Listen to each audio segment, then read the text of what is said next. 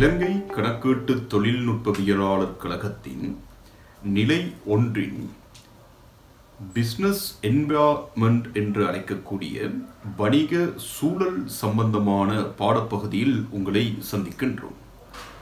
அதில் முதல் பகுதியாக நாங்கள் வணிக எண்ணக்கரு தொடர்பான விடயங்களை கலந்துரையாட இருக்கின்றோம்.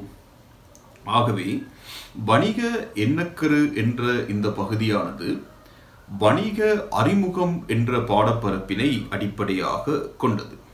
ஆகவே இந்த வணிக அறிமுகம் என்ற பாடப்பரப்பானது ஒரு பாரிய அல்லது பல பரந்த பகுதிகளை கொண்டதாக இருக்கும். இந்த வணிக அறிமுகத்தை பொறுத்தளவில் மனித நாகரீகமானது பிரதான 4 யுகங்களை கொண்டதாக நாங்கள் கூறுகின்றோம். அதில் முதலாவதாக இடம்பெயர் யுகம் என்று அழைக்கக்கூடிய நோமடிக் ஈரா, இரண்டாவதாக விவசாய யுகம், மூன்றாவதாக கைத்தொழில் யுகம், நான்காவதாக தகவல் யுகம் என்று பிரதான 4 யுகங்களை கொண்டிருக்கின்றது. இதில் இந்த இடம்பெயர் யுகம் தொடர்பாக நாங்கள் பெரிய அளவில் அறிந்திருக்க வேண்டிய தேவைகள் இல்லை. எனினும் விவசாய யுகம், கைத்தொழில், தகவல் போன்ற பிரதான 3 யுகங்களை தெரிந்து கொள்ளுதல் அவசியம். அதில் விவசாய யுகத்தினை எடுத்தீர்களாக இருந்தால் விவசாய யுகத்தின் பிரதான விடயமாக பார்க்கப்படுவது உற்பத்தி. இந்த உற்பத்தியானது வெவ்வேறுபட்ட காலப்பகுதியில் வெவ்வேறுபட்ட வரைவிலக்கணங்கள் தரப்பட்டிருக்கின்றன. உதாரணமாக மூலப்பொருட்களை முடிவுப் பொருளாக மாற்றுதல் உற்பத்தி எனப்படுகின்றது. அல்லது இயற்கையில் காணப்படுகின்ற வளங்களை மனித நுகர்வுக்குரிய வளங்களாக அல்லது பெறுமதியுடைய வளங்களாக மாற்றுதல் உற்பத்தி எனப்படுகின்றது. அல்லது மனித தேவை விருப்பங்களை பூர்த்தி செய்வதற்காக மேற்கொள்ளப்படுகின்ற அனைத்து வகையான செயற்பாடுகளும் உற்பத்தியாக பார்க்கப்படுகின்றது. ஆகவே இந்த உற்பத்தியானது பிரதானமாக 2 வகைப்படுத்தப்படும். ஒன்று நேர் உற்பத்தி, அடுத்தது நேரில் உற்பத்தி. நேர் உற்பத்தி என்பது தனக்கு தேவையானதை தானே பூர்த்தி செய்கின்ற உற்பத்தி. தனக்கு தேவையானதை தானே பூர்த்தி செய்தால் அது நேர் உற்பத்தியாகவும், தன்னுடைய தேவையை விட அதிகளவில் உற்பத்தி செய்வமாக இருந்தால் அது நேரில் உற்பத்தியாகவும் பார்க்கப்படுகின்றது. உதாரணமாக மாணவர்களே, ஒருவர் வீட்டு தோட்டத்தில் தனக்கு தேவையான மரக்கறிகளை உருவாக்குகின்றார், நேர் உற்பத்தி. வீட்டில் கோழி வளர்த்து தனக்கு தேவையான முட்டையினை பெற்றுக்கொள்கின்றார், நேர் உற்பத்தி. வீட்டில் சிறிய ஒரு பழமரம் ஒன்றை வைத்துக் கொண்டு தனக்கு தேவையான பழங்களை பெற்றுக்கொள்ளுகின்றார், நேர் உற்பத்தி. அதே போன்று தனக்கு தேவையானதை தானே பெற்றுக்கொள்வாராக இருந்தால் அது நேர் உற்பத்தியாக இருக்கும். இந்த நேர் உற்பத்தி காலப்போக்கில் அதிகரித்ததன் காரணமாக, சனத்தொகை அதிகரித்ததன் காரணமாக அதைவிட அடுத்த ஒரு உற்பத்தியை நோக்கி நாங்கள் நகர வேண்டிய தேவை இருந்தது. அது நேரில் உற்பத்தியாக இருக்கும். நேரில் உற்பத்தியினை நாங்கள் இன்னும் ஒரு மாதிரி அழைக்கக்கூடியதாக இருக்கும் மிகை உற்பத்தி. மேலதிகமாக உற்பத்தியினை நாங்கள் செய்தல். ஆகவே இந்த நேர் உற்பத்தி, அதன் விளைவு நேரின் உற்பத்தியின் விளைவாக பார்க்கப்படுவது பண்ட மாற்று முறைமை, பார்ட்டர் சிஸ்டம். ஆகவே எங்களிடம் காணப்படுகின்ற மேலதிகமான பொருட்களை இன்னுமொருவருக்கு நாங்கள் வழங்குதல், அல்லது இன்னுமொருவரிடம் காணப்படுகின்ற மேலதிகமான பொருளை நாங்கள் பெற்றுக்கொள்ளுதல். ஆகவே மிகை பண்டங்களை 2 தரப்பினர்களுக்கு இடையில் பரிமாற்றம் செய்தல் பண்டமாற்று முறைமையாக இருக்கும். இந்த பண்டமாற்று முறைமையானது மாணவர்களே 2 பக்கங்களை கொண்டது. ஒன்று அனுகூலமான பக்கம், இன்னும் ஒன்று பிரதிகூலமான பக்கம். ஆகவே பண்டமாற்று முறைமையின் அனுகூலம் எனும் பொழுது தன்னால் உருவாக்க முடியாத மேலதிகமான பண்டங்களை இன்னுமொருவரிடமிருந்து பெற்றுக்கொள்ளலாம். அதே போன்று தன்னிடம் காணப்படுகின்ற மிகையான பண்டங்களை ஏனையோருக்கு வழங்கக்கூடியதாக இருக்கும். ஆகவே பண்டமாற்று முறைமையின் அனுகூலங்கள் என்ன? மிகை பண்டங்களை ஏனையோருக்கு வழங்கலாம். தன்னால் உருவாக்க முடியாத பண்டங்களை பிறரிடமிருந்து பெற்றுக்கொள்ளலாம். உதாரணமாக இலங்கையில் பெட்ரோல் கிடையாது, அது சவுதி அரேபியாவில் பெட்ரோல் இருக்கின்றது. ஆகவே எங்களிடம் காணப்படுகின்ற தேயிலையை நாங்கள் சவுதிக்கு வழங்குகின்றோம், சவுதியிடம் இருந்து நாங்கள் பெட்ரோலியத்தை பெற்றுக்கொள்ளுகின்றோம். அல்லது எங்களுடைய வீட்டில் ஏதாவது ஒரு கறி சமைத்திருப்பார்கள், பக்கத்து வீட்டில் இன்னும் ஒரு கறி சமைத்திருப்பார்கள். எங்களுடைய வீட்டில் பருப்பு கறி வைத்திருக்கின்றோம், பக்கத்து நபருடைய வீட்டில் சிக்கன் கறி இருக்குது என்றால் எங்களிடம் காணப்படுகின்ற மேலதிகமான பருப்பு கறியினை வழங்கி பக்கத்து வீட்டில் காணப்படுகின்ற சிக்கன் கறியினை பெற்றுக்கொள்ளுதல். ஆகவே மிகை பண்டங்களை ஏனைய தரப்பினருக்கு வழங்குதல். இன்னும் ஒன்று, தன்னால் உருவாக்க முடியாத பண்டங்களை பிறரிடமிருந்து பெற்றுக்கொள்ளக்கூடியதாக இருத்தல். இது பண்டமாற்று முறைமையின் அனுகூலம். பண்டமாற்று முறைமையின் பிரதிகூலங்கள் என்னென்ன? பண்டமாற்று முறைமையின் பிரதான பிரதிகூலங்கள் எடுத்தீர்களாக இருந்தால், ஒன்று இரட்டை பொருந்துகை இன்மை. இரண்டு நபர்களுடைய, இரண்டு கட்சியினர்களுடைய தேவைகள் ஒன்றோடு ஒன்று பொருந்தாமை, சிறு சிறு அலகுகளாக பிரிக்க முடியாமை, சுமந்து செல்வதில் காணப்படுகின்ற கடினத்தன்மை, அடுத்தது களஞ்சியப்படுத்துவதில் காணப்படுகின்ற நடைமுறை சிக்கல், பெறுமதி அளவிடுவதற்கு போதுமானதொரு கருவி காணப்படாமை, இவை பண்டமாற்று முறைமையில் காணப்பட்ட பிரதான குறைபாடுகளாக இருக்கும். ஆகவே பண்டமாற்று முறைமையில் காணப்பட்ட இந்த குறைபாடுகளை நிவர்த்தி செய்யாமல் நாங்கள் முன்னோக்கி செல்வது கடினம். ஆகவே பண்டமாற்று முறைமையில் காணப்பட்ட குறைபாடுகளை நிவர்த்தி செய்வதற்காக உருவாக்கப்பட்ட ஒரு முறைதான் அல்லது கண்டுபிடிக்கப்பட்ட ஒரு அம்சம்தான் பணம். ஆகவே பணம் என்றால் என்ன? பொருட்கள் சேவைகளை இரண்டு தரப்பினர்களுக்கு இடையில் பரிமாற்றம் செய்து கொள்வதற்காக எல்லோராலும் ஏற்றுக்கொள்ளப்பட்டதொரு பொதுவான பரிமாற்று ஊடகம் பணம் எனப்படும். பணத்தை கொண்டு பொருட்கள் சேவைகளை வாங்குதல், விற்பனை செய்தல் வியாபாரமாக இருக்கும். இந்த வியாபாரம் சிறப்பாக நடைபெறுவதற்காக உதவி புரிகின்ற, துணை நிற்கின்ற காரணிகள் துணை சேவைகளாக இருக்கின்றன. வியாபாரமும் துணை சேவையும் சேர வருவது, வியாபாரம் துணை சேவை, இந்த இரண்டு விடயங்களையும், இந்த இரண்டு எண்ணக்கருக்களையும் ஒன்றாக சேர்த்தால் நாங்கள் வர்த்தகத்தினை பெற்றுக்கொள்ளுகின்றோம். வியாபாரம், துணை சேவை, வர்த்தகம், உற்பத்தி போன்ற அனைத்து விடயங்களும் சேர வருகின்ற மிக பிரதானமான பகுதியாக வணிகம் பார்க்கப்படுகின்றது. ஆகவே வணிகத்தின் உள்ளடக்கங்களாக மாணவர்களே, முதலாவதாக நாங்கள் உற்பத்தியினை பெற்றுக்கொள்ளுகின்றோம், இரண்டாவதாக நாங்கள் வியாபாரத்தினை பெற்றுக்கொள்ளுகின்றோம். இந்த வியாபாரமும் துணை சேவையும் சேர வர்த்தகம் கிடைக்கின்றது.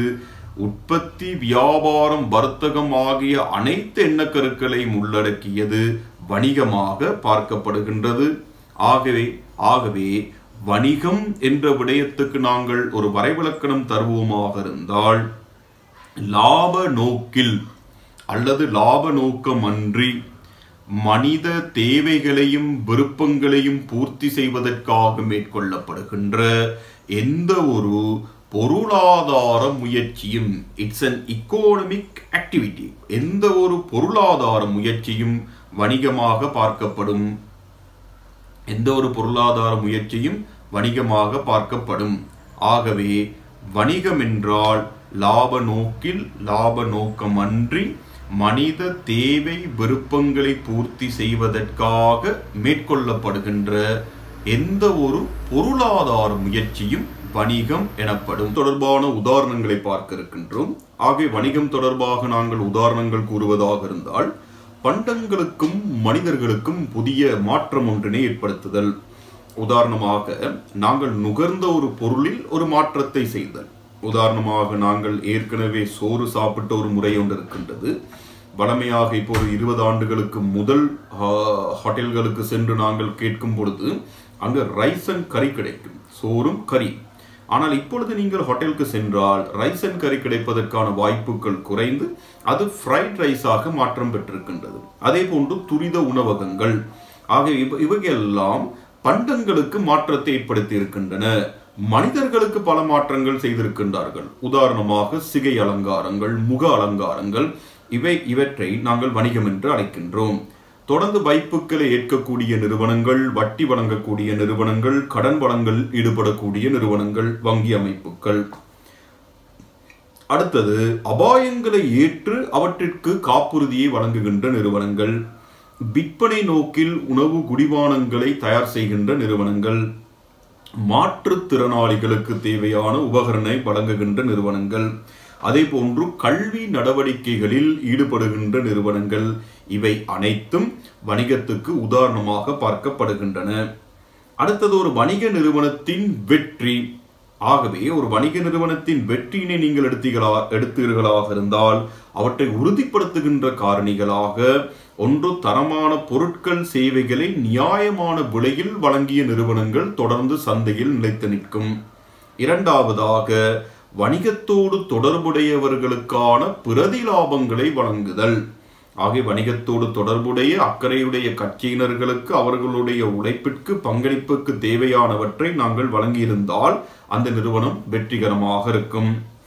அடுத்தது மாணவர்களே, புத்தாய்வு அல்லது புதுமைகளில் ஈடுபட்ட நிறுவனங்கள், கிரியேட்டிவிட்டி அல்லது இனோவேஷன்ஸ் என்று அழைக்கக்கூடிய புத்தாய்வுகளில் ஈடுபட்ட நிறுவனங்கள், வாடிக்கையாளர் தேவை விருப்பங்களை உச்ச அளவில் பூர்த்தி செய்த நிறுவனங்கள், அதே போன்று அர்ப்பணிப்புள்ள சேவையினை வழங்கிய நிறுவனங்கள், நியாயமான ஏற்றுக்கொள்ளக்கூடிய லாபத்தை உழைத்த நிறுவனங்கள், அடுத்தது சமூக பொறுப்புகளை நிறைவேற்றிய நிறுவனங்கள் தொடர்ந்து சந்தையில் நிலைத்து நிற்கின்றன.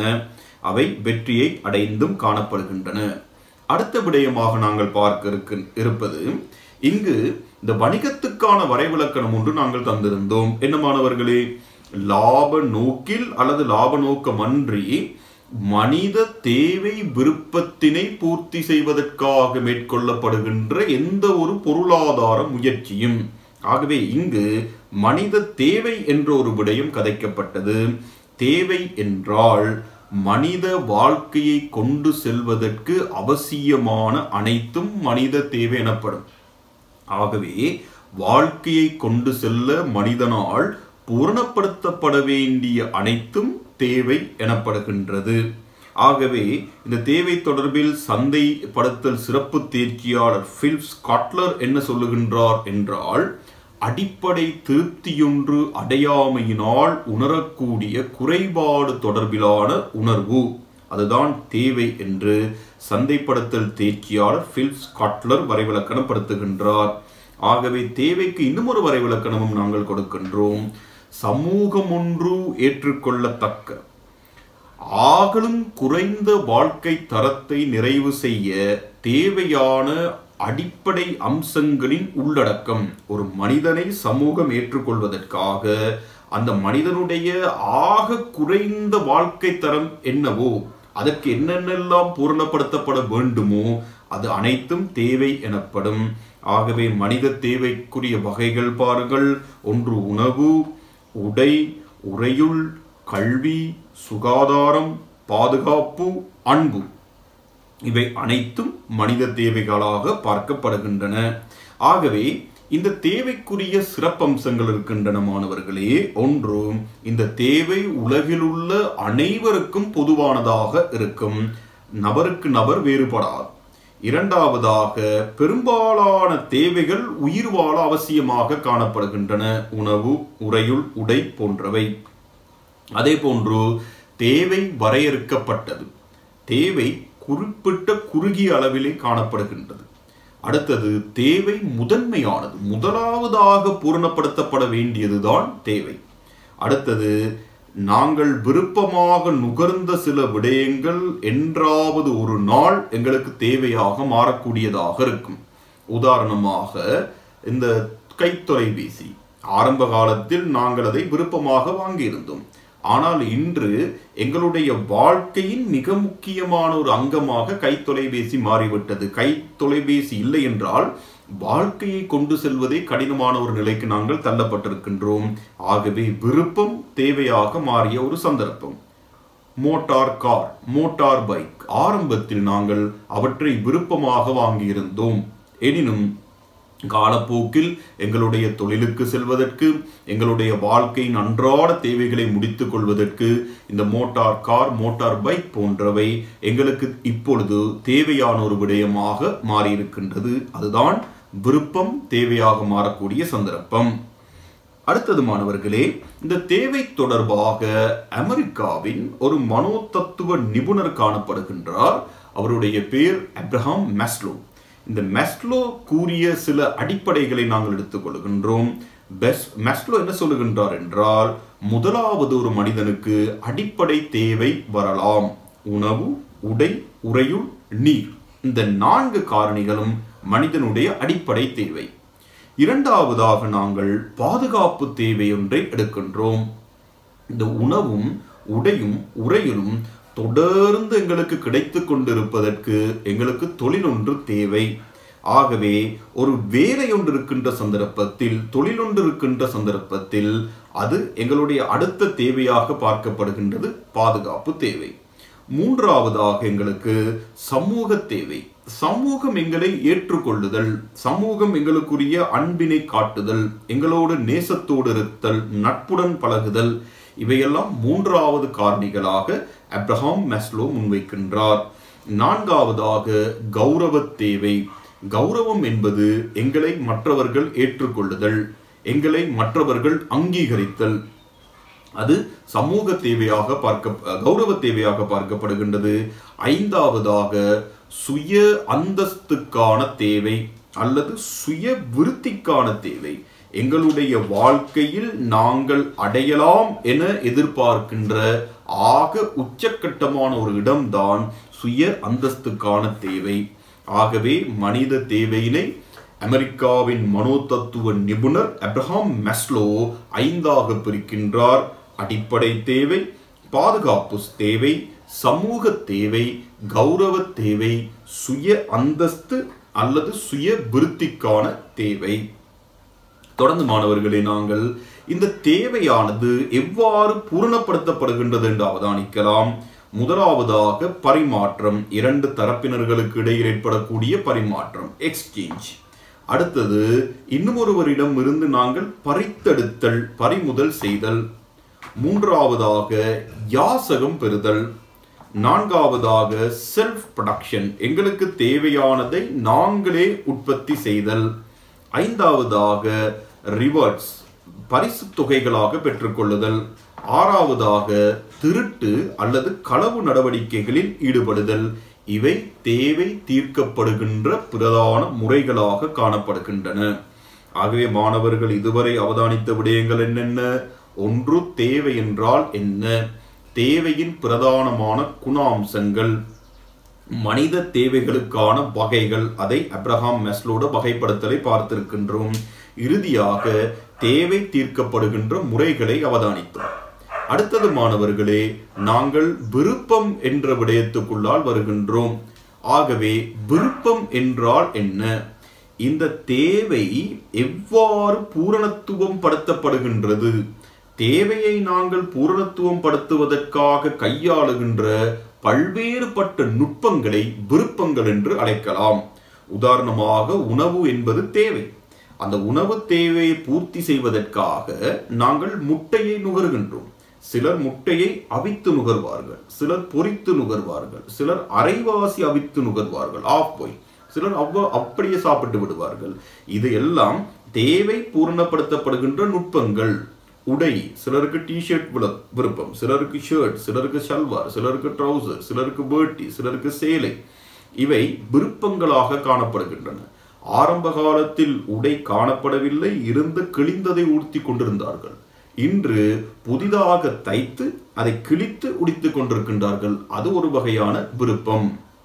சிலருக்கு டிவி பார்ப்பது ஒரு விருப்பம். அந்த டிவியில் சிலர் பாடலை பார்ப்பார்கள், சிலர் செய்தி அறிக்கைகளை பார்ப்பார்கள், சிலர் டெலிடிராமா நாடகங்களை பார்ப்பார்கள், சிலர் படம் பார்ப்பார்கள், சிலர் அட்வென்ச்சரான விடயங்களை பார்ப்பார்கள். இப்படி விருப்பம் பல்வேறு வகைப்பட்டதாக காணப்படுகின்றது மாணவர்களே. ஆகவே விருப்பம் என்றால் என்ன? தேவையை பூர்த்தி செய்வதற்காக கையாளப்படுகின்ற பல்வேறுபட்ட நுட்பங்கள் விருப்பங்களாக இருக்கும். விருப்பத்தின் அடிப்படையான பண்புகள் என்ன? விருப்பம் ஒரு மனிதனுடைய உயிர் வாழ்வதற்கு அவசியம் அல்ல, ஆனால் தேவை அவசியமானது. விருப்பம் பிள்ளைகள் வரையறுக்கப்படாதது. சாதாரணமாக சோறினை நீங்கள் பல்வேறு வகைகளில் சமைத்து சாப்பிடுகின்றீர்கள். லைம் சேர்த்தால் லைம் ரைஸ், லெமன் சேர்த்தால் லெமன் ரைஸ், தயிர் சேர்த்தால் தயிர் சாதம் அல்லது தயிர் சோறு என்று சோறை பல வகைகளில் நாங்கள் உண்ணுகின்றோம். அப்ப வரையறுக்கப்படாததாக இருக்கின்றது இந்த விருப்பம். அடுத்தது தேவையின் அடிப்படையில் தோற்றுவிக்கப்படுவது. இறுதியாக விருப்பத்தை நாங்கள் உருவாக்க முடியும்.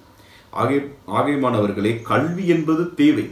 அந்த கல்வியை பொறுத்தளவில் காமர்ஸ் செக்ஷன் என்பது ஒரு விருப்பம், அது உருவாக்கப்பட்டிருக்கின்றது. நாங்கள் உயர்தரம் படித்துக் கொண்டிருக்கின்ற காலத்தில் உயர்தரம் என்பது சாதாரண தரம் முடித்து அடுத்தது உயர்தரம். உயர்தரம் முடித்ததற்கு பிற்பாடுதான் இந்த AAT கற்கை நெறி. ஆனால் இப்பொழுது அப்படி இல்லை. இப்பொழுது சாதாரண தரம் முடிக்கின்ற AAT கற்கை நெறிக்குள்ளால் சென்று பிறகு நாங்கள் உயர்தரத்துக்கு வருகின்றோம். உங்களுடைய விருப்பம் புதிதாக உருவாக்கப்பட்டிருக்கக்கூடிய ஒரு சந்தர்ப்பம். ஆக தேவை விருப்பம் இரண்டுக்கும் இடையில் பண்பு ரீதியான சில வேறுபாடுகள் காணப்படுகின்றன. விருப்பம் பலரிடையே வேறுபட்டிருக்கின்றதுக்கான காரணங்கள். ஒன்று, வருமான மட்டம். உயர்ந்த வருமானம் எடுப்பவர்களுக்குரிய விருப்பம் வேறு, குறைந்த வருமானம் எடுப்பவர்களுடைய விருப்பம் வேறு. சிலருக்கு மோட்டார் பைக் ஒன்றை வாங்கிக் கொள்ளுதல் விருப்பம். அதைவிட அடுத்த வருமான மட்டத்தில் இருக்கிறவருக்கு 3-வீலர் ஒன்று, முச்சக்கர வண்டி ஒன்று வாங்கிக் கொள்வது அவருடைய விருப்பம். அதைவிட கொஞ்சம் உயர்ந்த வருமானம் எடுப்பவருக்கு இந்தியாவில் தயார் செய்யப்படுகின்ற கார் ஒன்றை வாங்கிக் கொள்ளுதல் அவருடைய விருப்பம். அதைவிட கொஞ்சம் கூடுதலாக வருமானம் எடுக்கிறவர் ஜப்பான் கார் ஒன்றுக்கு செல்வதற்கு விரும்புவார். அதைவிட நல்ல வருமானம் எடுப்பவர் ஒரு பிரான்ஸ் நாட்டு அல்லது ஜெர்மன் நாட்டு தயாரிப்பு கார் ஒன்றுக்கு செல்ல விரும்புவார். அதைவிட சற்று உயர்ந்த வருமானம் எடுப்பவர் அமெரிக்காவினுடைய ஏதாவது கார் ஒன்றுக்கு செல்ல விரும்புவார். அதைவிட உயர்ந்த வருமானம் எடுப்பவர் தனக்கான சொந்த ஒரு உலங்கு வானூர்தியை வாங்கிக் கொள்ள விரும்புவார். அதைவிட உயர்ந்த வருமானம் வச்சிருக்கிறவர் தனக்கான ஒரு ஜெட் விமானத்தை வாங்க விரும்புவார். அதைவிட உயர்ந்த வருமானம் வைத்துக் கொண்டிருப்பவர் நிலவுக்கு சென்று வருவதற்கு அல்லது செவ்வாய் கிரகத்துக்கு சென்று வருவதற்கு தேவையான ஒரு ஸ்டார்ஷிப் வாங்க விரும்புவார். ஆகவே அவரவருடைய வருமான மட்டத்திற்கு ஏற்பதான் பிள்ளைகள் அவருடைய விருப்பம் வேறுபடும். அடுத்தது பாலின வேறுபாடுகள். ஆண்களுக்கு விருப்பமான சில விடயங்களை பெண்கள் நுகர்வது கடினம். பெண்களுக்கு விருப்பமான சில விடயங்களை ஆண்கள் நுகர்வது கடினம். உதாரணமாக இந்த அழகு சாதன பொருட்கள், லிப்ஸ்டிக்ஸ் என்று அழைக்கின்றார்கள் தானே, அது பெரும்பாலும் பெண்கள் பயன்படுத்துகின்ற ஒரு பண்பம். அதை ஆண்கள் பயன்படுத்துவது என்பது சற்று சிரமம். அதே போன்று ஒரு ஷல்வார் என்பது பெண்ணுக்கு அழகாக இருக்கும். அழகாக இருக்கின்றது என்பதற்காக ஆண் உடுத்தினால் அது சமூகம் ஏற்றுக்கொள்வதற்கான வாய்ப்புகள் குறை. அதே போன்று சிகை அலங்காரங்கள். இப்படி விருப்பம் வேறுபடுவதற்கான இன்னும் ஒரு காரணம் ஆண் பெண் வேறுபாடு. அடுத்தது வாழ்க்கை சாயல். இலங்கையை பொறுத்தளவில் நகரம் கிராமம் இது இரண்டையும் அடிப்படையாக கொண்டது. இப்போ கொழும்பு வாழ்க்கை முறை என்பது கிட்டத்தட்ட நகரத்தோடு சேர்ந்து மேற்கத்திய வாழ்க்கை முறை, வாழ்க்கை சாயல். ஏனைய பிரதேசங்கள் நகர்ப்புற வாழ்க்கை சாயலிலிருந்து சற்று விடுபட்டு இருக்கும்.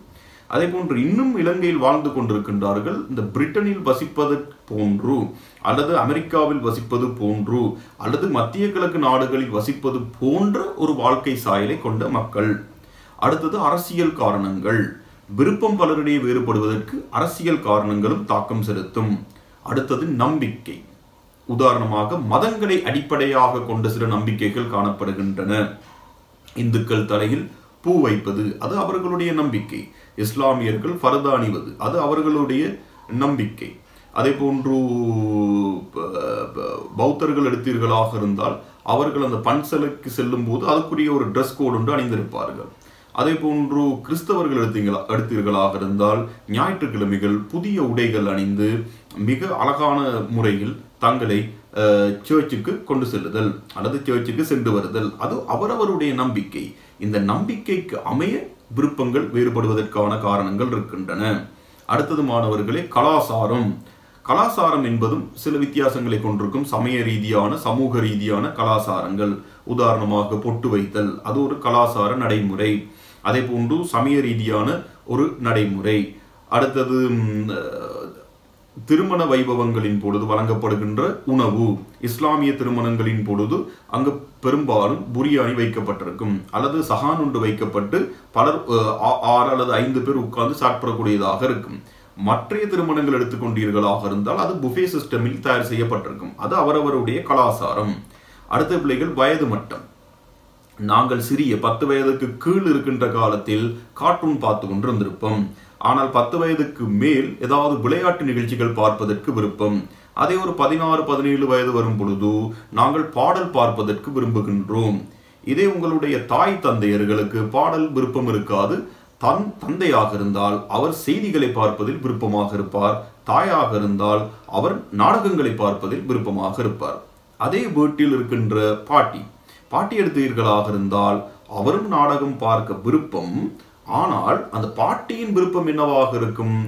யாதாயினும் ஒரு நாடகத்தில் வயது முதிர்ந்த ஒரு பாட்டியார் ஹீரோவாக செயற்படுவாராக இருந்தால் அல்லது ஹீரோயினாக செயற்படுவாராக இருந்தால் அது போன்ற கதைகளை தான் உங்கள் பாட்டி விரும்பி பார்ப்பார்.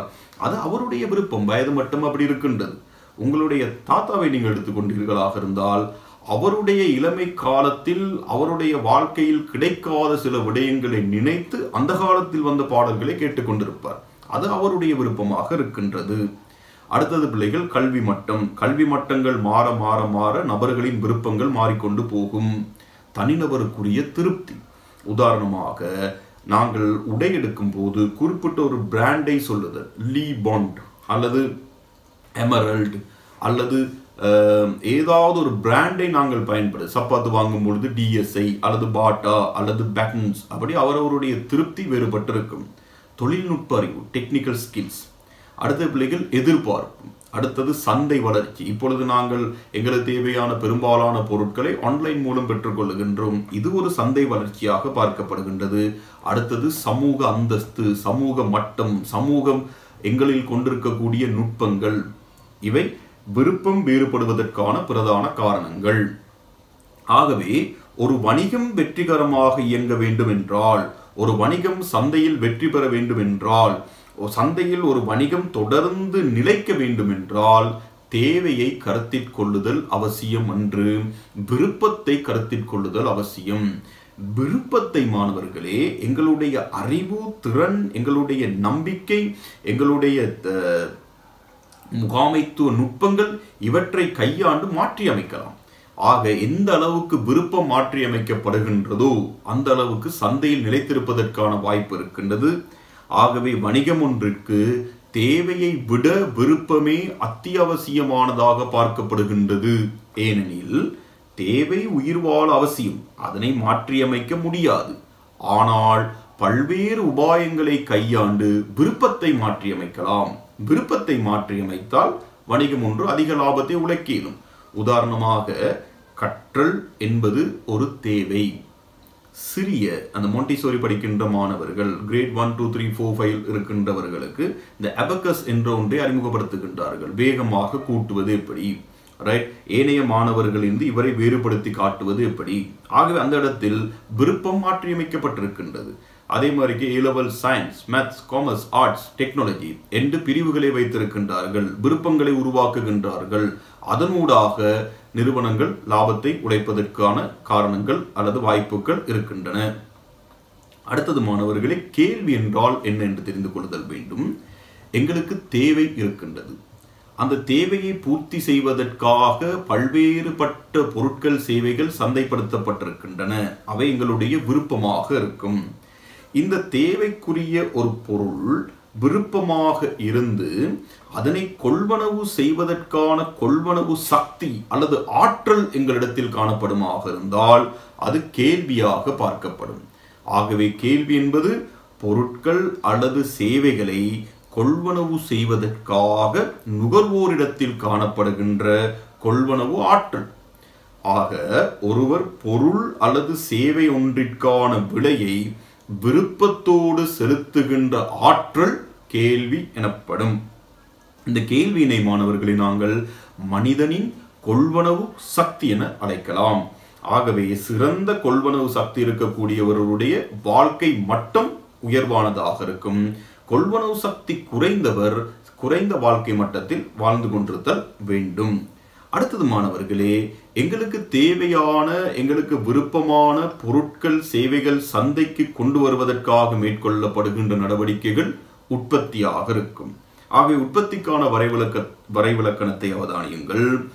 மனித தேவைகளையும் விருப்பங்களையும் நிறைவு செய்வதற்காக மேற்கொள்ளப்படுகின்ற தொழிற்பாடு உற்பத்தி எனப்படும். ஆகிய உற்பத்திக்கான உதாரணங்கள் பொருட்கள், சேவைகள், எண்ணங்கள், இடங்கள், நபர்கள், செயற்பாடுகள், கருத்துக்கள், திட்டங்கள், அனுபவம், இவை அனைத்தையும் நேரம் அதை உற்பத்தியாக நாங்கள் எடுக்கின்றோம். உற்பத்தியை மாணவர்களை பிரதானமாக இரண்டாக, இலகுவான அடிப்படை என்ற ஒரு அடிப்படை, விரிவான ஒரு அடிப்படை. இந்த இலகுவான அடிப்படையில் நாங்கள் புலனாகின்ற அடிப்படை என்று எடுக்கின்றோம். எங்களுடைய கண்ணுக்கு புலனாக கூடியது, தொட்டுணரக்கூடியதாக இருப்பது. பாவனை அடிப்படையில் நீண்ட காலம், குறுங்காலம். பயன்படுத்துவோரின் அடிப்படையில் நுகர்வு பண்டங்கள், கைத்தொழில் பண்டங்கள் என வகைப்படுத்தலாம். ஆகவே கண்ணுக்கு புலனாக கூடியதாக இருந்தால் அது பொருளாக இருக்கும். கண்ணுக்கு புலப்படாவிட்டால் அது சேவையாக இருக்கும். நீண்ட காலம் பயன்படுத்துவது தொலைக்காட்சி இயந்திரம், சலவை இயந்திரம், வாகனங்கள், அது நீண்ட காலம். குறுங்காலம் என்பது என்ன? மரக்கறி, அரிசி, பான், கோதுமை, இதெல்லாம் குறுங்காலம். பயன்படுத்துவோரின் அடிப்படையில் நுகர்வு பண்டங்கள், அரிசி, பான், தொலைக்காட்சி, இதெல்லாம் நுகர்வு பண்டங்களாக இருக்கும். கைத்தொழில் பண்டம் என்பது இன்னும் ஒரு பொருளை உருவாக்குவதற்கான பண்டமாக இருக்கும். உதாரணமாக சுண்ணாம்புக்கள், நூல் போன்றவை கைத்தொழில் பண்டமாக பார்க்கப்படுகின்றது. இது இலகுவான அடிப்படை. விரிவான அடிப்படை நாங்கள் ஏற்கனவே சொல்லியிருக்கின்றோம். பொருட்கள், சேவைகள், எண்ணங்கள், இடங்கள், நபர்கள், இது விரிவான அடிப்படையாக இருக்கும். இதில் மாணவர்களே மேலதிகமாக நாங்கள் கற்க வேண்டிய இன்னும் ஒரு விடயம் இருக்கின்றது. அதுதான் நுகர்வு பண்டம். நுகர்வு பண்டம் என்றால் இறுதி நுகர்வுக்காக பயன்படுத்தக்கூடியது. இறுதி நுகர்வுக்காக பயன்படுத்தக்கூடியதாக இருந்தால் அது நுகர்வு பண்டமாக இருக்கும். இந்த நுகர்வு பண்டத்தை பிரதானமாக 4ஆக வகைப்படுத்துகின்றோம்.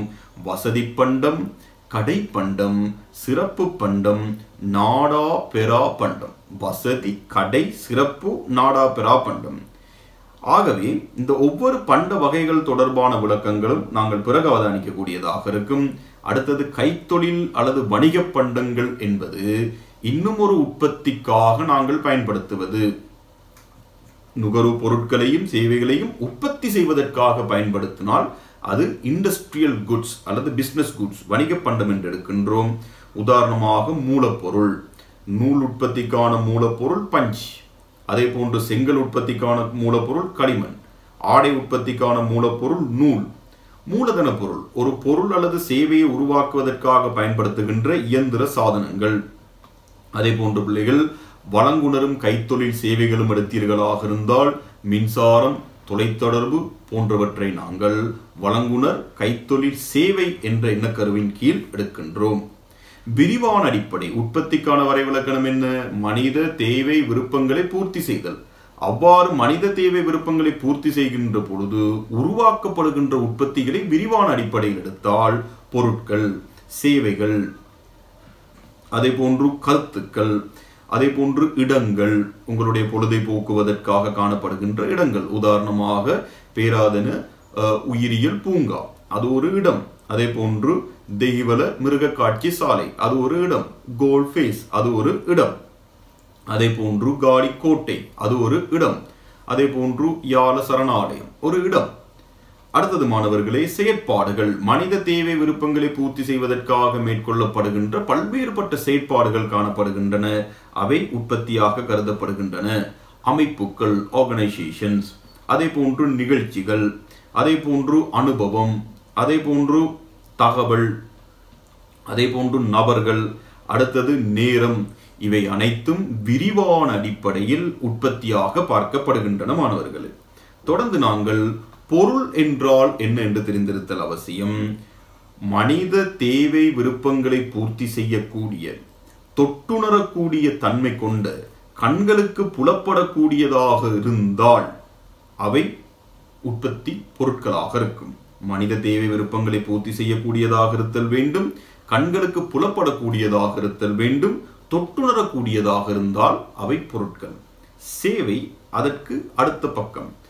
மனித தேவை விருப்பங்களை பூர்த்தி செய்திருத்தல், அதே போன்று கண்களுக்கு புலப்படாதது, தொட்டுணர முடியாததாக இருந்தால் அது சேவையாக இருக்கும். ஆகவே பொருள், சேவை இவர்கள் இருவருக்கும் இடையிலான பிரதான வேறுபாடுகள்: பொருட்கள் தொட்டுணரக்கூடியது, சேவை தொட்டுணர முடியாது. பொருள் உற்பத்தியும் நுகர்வும் வெவ்வேறு சந்தர்ப்பம். அனுராதபுரத்தில் உற்பத்தி செய்யப்பட்ட அரிசியினை கண்டியில் நுகர்கின்றோம். அதே போன்று நுவரெலியாவில் உற்பத்தி செய்யப்பட்ட மரக்கறியினை நாங்கள் யாழ்ப்பாணத்தில் நுகர்கின்றோம். யாழ்ப்பாணத்தில் உற்பத்தி செய்யப்பட்ட புகையிலைனை ஒருவர் காலியில் நுகர்கின்றார் அல்லது ஹம்பந்தொட்டியில் நுகர்கின்றார். உற்பத்தி நுகர்வு வெவ்வேறு சந்தர்ப்பம். சேவையின் போது உற்பத்தியும் நுகர்வும் ஒரே சந்தர்ப்பமாக காணப்படுதல் வேண்டும்.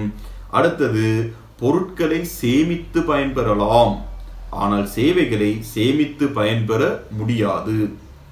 பொருட்களானது உற்பத்தி செய்தவரிடமிருந்து பிரித்தெடுக்கக்கூடியதாக இருக்கும்.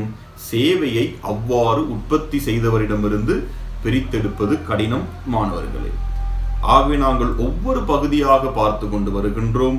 பொருள் என்றால் என்ன, சேவை என்றால் என்ன, உற்பத்தி என்றால் என்ன, இலகு அடிப்படை என்றால் என்ன, பரந்த அடிப்படை என்றால் என்ன.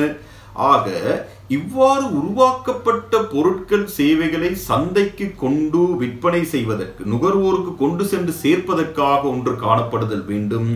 அதை நாங்கள் சந்தை என்று அழைக்கின்றோம். ஆகவே சந்தை என்பது கொள்வனவாளரும் விற்பனையாளரும் தொடர்பு கொள்ளுகின்ற இடம். கொள்வனவாளரும் விற்பனையாளரும் தொடர்பு கொள்ளுகின்ற இடம் அல்லது தொடர்பு கொள்ளுகின்ற முறைமை. ரைட்? கொள்வனவாளரும் விற்பனையாளரும் ஏதோ ஒரு வகையில் சந்திக்கின்ற ஒரு பௌதீக ரீதியான இடம் அல்லது ஏதாவது ஒரு முறைமை சந்தையாக இருக்கும். ஆகவே சந்தையின் பல்வேறுபட்ட வகைகள் காணப்படுகின்றன. கைத்தொழில் சந்தை, அதில் மூலதன பொருள் சந்தை, கைத்தொழில் சேவை சந்தை, வீடு ஆதன சந்தை, மூலப்பொருள் சந்தை, பணச்சந்தை என்று பல்வேறுபட்ட சந்தை வகைகள் காணப்படுகின்றன. இந்த சந்தையின் பிள்ளைகள் இன்னும் ஒரு வகைக்கு நாங்கள் செல்லுகின்றோம், சந்தை இடம். சந்தை இடம் என்றால் கொள்வனவாளரும் விற்பனையாளரும் பௌதீக ரீதியாக சந்தித்துக் கொள்ளுகின்ற இடம். உதாரணமாக ஞாயிற்றுக்கிழமை சந்தை, அதே போன்று வாரத்திற்கு ஒரு முறை கூடுகின்ற சந்தை, அதே போன்று சிறப்பு சந்தை, சூப்பர் மார்க்கெட், இவை சந்தை இடமாக இருக்கும். சந்தை வெளி என்பது கொள்வனவாளரும் விற்பனையாளரும் ஒரு இடத்தில் சந்திக்காமல் வெவ்வேறு இடங்களில் இருந்து கொண்டு இணைய வாயிலாக, நவீன தொழில்நுட்ப வாயிலாக சந்தித்துக் கொள்ளுகின்ற முறை. உதாரணமாக, நீங்கள் இருப்பது அமெரிக்காவில், நான் இருப்பது இலங்கையில், அல்லது நீங்கள் இருப்பது இலங்கையில், நான் இருப்பது பிரித்தானியாவில். ஏதோ ஒரு வகையில் நாங்கள் சந்தித்துக் கொள்கின்றோம். இதனூடாக கல்வி நடவடிக்கைகள் நடக்கின்றன. பொருட்களை கொள்வனவு செய்கின்றோம், பொருட்களை விற்பனை செய்கின்றோம். இது சந்தை வெளியாக இருக்கும். உதாரணமாக இணைய சந்தைகளை நாங்கள் கூறலாம். டராஸ் என்பது, அதே போன்று அலிபாபா, அமேசான், ஈபே, இப்பொழுது நாங்கள் கற்றுக்கொண்டிருக்கின்ற இந்த ஆன்லைன் எஜுகேஷன் சிஸ்டம், இது அனைத்தும் சந்தை வெளிக்குள் உள்ளடக்கப்படுகின்றன. ஆகவே மாணவர்களே, சந்தை இடம் என்றால் கொள்வனவாளரும் விற்பனையாளரும் சந்தித்து கொள்ளுகின்ற பௌதீக ரீதியான இடம். சந்தை வெளி என்றால் கொள்வனவாளரும் விற்பனையாளரும் நவீன தொடர்பாடல் தொழில்நுட்பங்களை கையாண்டு சந்தித்துக் கொள்ளுகின்ற ஒரு முறை சந்தை வெளியாக இருக்கும்.